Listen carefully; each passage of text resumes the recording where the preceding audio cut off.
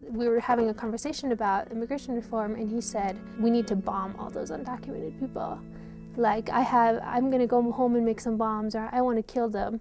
And so then my friend was like, I'm undocumented, you're gonna kill me? And he said, well, no, not you, you're one of the good ones.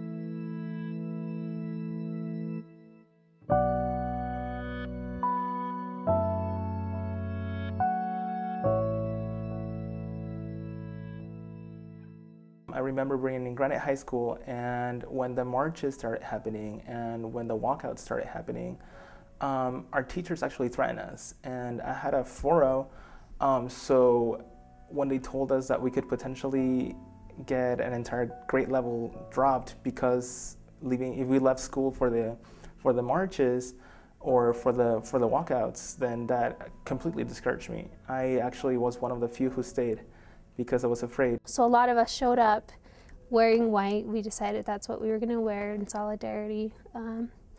And I didn't have class my first period, so I was just hanging out making posters, and all my teachers were being really supportive, except when I walked out to go get something, I don't know, one of my teachers saw that, that I was gonna walk out, and he said, you don't know what you're doing. This isn't gonna do anything for you.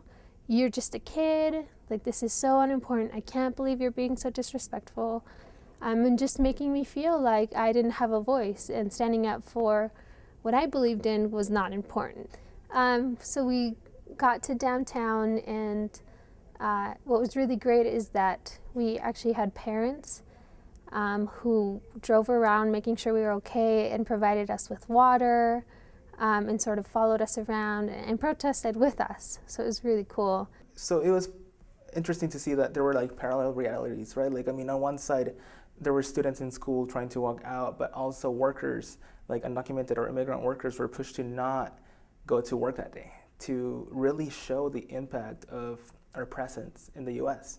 Because again, most of our workers are silent workers. Most of our workers are the ones who are like sweeping floors, in the back of restaurants, in the back of hotel rooms, like, the ones who are cleaning, the ones who are like really making this all happen. I think we have a really big presence in the US that's often unnoticed.